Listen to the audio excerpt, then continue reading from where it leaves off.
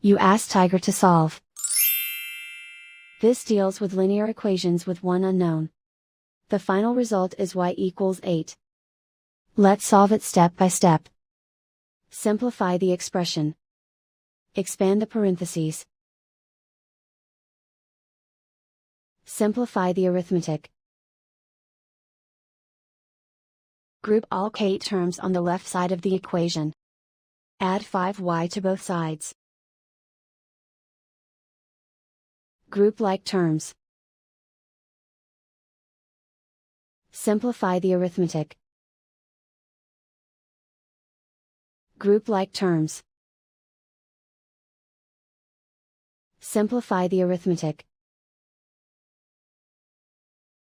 Group all constants on the right side of the equation. Subtract 29 from both sides. Simplify the arithmetic.